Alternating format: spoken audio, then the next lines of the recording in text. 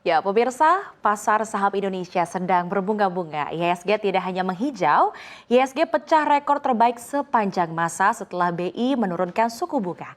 Banyak yang bilang ini hasil Purbaya efek. Langkah berani Menteri Keuangan yang menggelontorkan 200 triliun rupiah ke bank-bank BUMN atau Himbara untuk melonggarkan likuiditas. Kita akan bahas selengkapnya dalam Tancap Gas ala Purbaya IHSG Pesta Pora. Baik, pertama mari kita lihat dulu indeks harga saham gabungan. Pada 17 September 2025 IHSG ditutup di level 8.025,18 atau naik 0,85%. Dan ini merupakan all time high tertinggi sejarah bursa.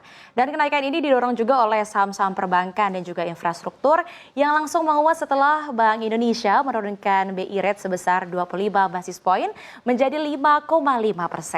Pasar juga dipengaruhi Bank Sentral Amerika Serikat atau The Fed yang akhirnya menurunkan suku bunga acuan sebesar 25 basis poin pada Rabu waktu Washington. Peluang likuiditas yang lebih murah ini juga mendorong optimisme investor. Arus asing masuk sekitar 1,3 triliun rupiah, di mana pasar saat ini juga membaca sinyal bahwa pemerintah dan bank sentral sedang sinkron untuk memberikan dukungan penuh untuk pertumbuhan ekonomi. Nah, tidak hanya itu, Bank Indonesia juga mengkonfirmasi bahwa mereka sepakat dengan langkah Menkyu Purbaya. Kebijakan ini disebut sejalan dengan strategi pro-growth BI yang sudah dijalankan dalam setahun terakhir.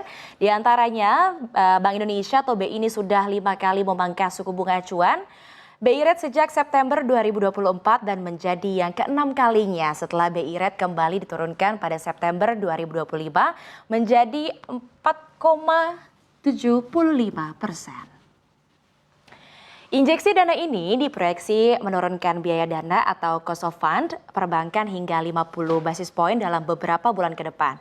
Yang artinya kredit ini bisa jadi lebih murah untuk para pelaku usaha termasuk UMKM, properti dan juga sektor manufaktur. Gubernur BI juga menegaskan koordinasi fiskal dan moneter ini juga akan menjaga inflasi tetap terkontrol sambil juga memacu pertumbuhan ekonomi. Dan kita akan ke slide yang selanjutnya. Nah, ini dia Purbaya efek itu nyata.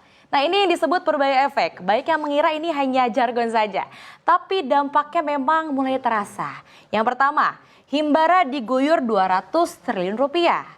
BRI, BNI, Mandiri, BSI sekarang punya ruang gerak untuk menyalurkan kredit dengan bunga yang lebih rendah. Nih kalau kita lihat di sini, BNI, BRI dan juga Mandiri mendapatkan kucuran dana sebesar 55 triliun rupiah.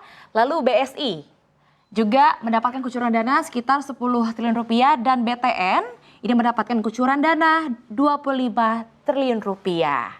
Nah, ini yang kedua, ada transfer ke daerah akhirnya dilonggarkan. Ini yang artinya Pemda atau pemerintah daerah memiliki dana cepat untuk bayar proyek dan juga belanja sosial dan tidak lagi mengandalkan kenaikan pajak yang becekik. Dari yang awalnya 650 triliun rupiah menjadi 693 triliun rupiah. Lalu yang ketiga, Purbaya ancam akan tarik dana dari kementerian dan juga lembaga yang belanjanya seret atau dikit nih. Nah, tekanan ini supaya anggaran tidak mengendap saja. Lalu yang keempat, ekonomi tumbuh 6,5% dalam 2 tahun, di mana ini artinya pemerintah tetap ngotot untuk menargetkan pertumbuhan 6,5% dalam 2 tahun ke depan atau pada 2027. Dan ini mungkin lebih realistis dengan langkah-langkah likuiditas. Lalu yang kelima, revisi defisit APBN 2026. Defisit APBN 2026 direvisi, ini tentu saja untuk menggunakan anggaran lebih agresif tanpa melampaui batas fiskal. Mulanya target defisit dalam RAPBN 2026 adalah senilai 638,8 triliun rupiah atau sebesar 2,48%.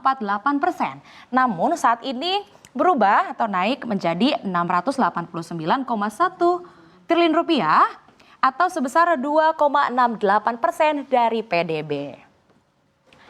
Nah, pelebaran defisit ini terjadi karena pemerintah menaikkan target belanja negara dari semula sebesar 3.792,4 triliun rupiah menjadi 3.842,7 triliun rupiah.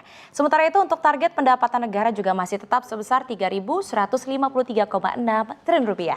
Nah, ini intinya Purbaya efek sudah bergerak dan pasar tentu saja menyambutnya dengan positif. Pertanyaannya, seberapa lama efek ini akan bertahan? Nah, kita perlu lihat dua hal sebenarnya. Yang pertama, yakni kecepatan bank-bank untuk menyalurkan kredit. Jika dana hanya terparkir, efeknya tentu saja nanti akan meredup. Yang kedua, seberapa serius pemerintah daerah dan juga kementerian lembaga meningkatkan belanja. Jika penyerapannya lambat, ekonomi bisa kembali lesu. Pasar saham sudah merayakan dengan rekor IHSG, tapi fundamental real harus mengikuti supaya efeknya tidak hanya euforia sesaat. Jadi pemirsa, Pak Purbaya memang menggas pedal fiskal dan pasar saham mengikuti dengan ngegas juga. Tapi seperti judul kita hari ini, oke, kita lihat di sini, tancap gas ala Purbaya IHSG Pesta Pora. Ini jangan sampai efeknya terlalu panas di depan, namun nantinya akan melempem di akhir.